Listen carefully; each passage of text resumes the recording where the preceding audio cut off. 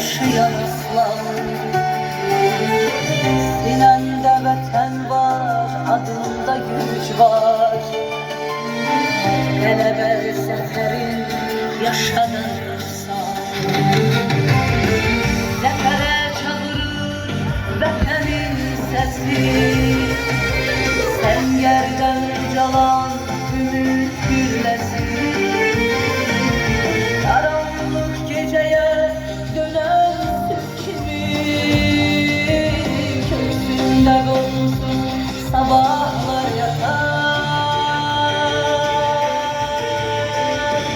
Aslanım unutmaz bu vətən seni, unutmaz bu eller, obalar seni. Torpaq kucakladı seni gururlar. Adın yazıldı göğlere şanlar. Zafer seninledir gelebe sanlar. Aslan gibi oğullar ölmez eslinden.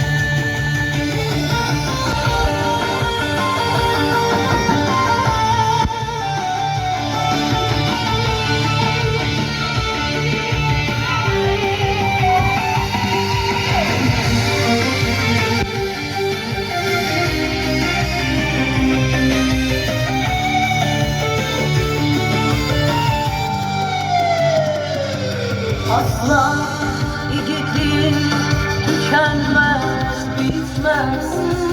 Kalpler yandıran alıbın sönmez. Emanet verildi bu torpağa sen. Vətəninlə ürək, ürəyində sən. Ar bülbül nəfəs alır qaravanda. Sen izlerin kalır torpaklarda. Gireni çağırdı qələbə səni. Şan şöhrətin yayıldı hər tərəfə. Torpaq səni qucaqladı qürurla. Cənnətim özəmin ardı ruhumla. Aklımda yazıldı darbiye. Aleyh hizmetine ebediye. Ebediyet üstünde parmayan zaten. Zafer seninledir galebe senle.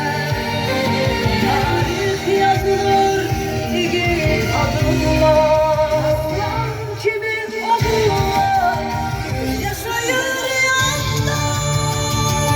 Aslanım unutmaz bu vətən seni, unutmaz bu eller, obalar seni.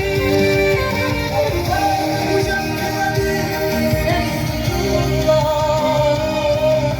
Adın yazıldı göğlere şanlar. Zafer seninledir galebe sende. Aslan kimi oğullar ölmez eslinden. Aslan kimi oğullar yaşayar yanında.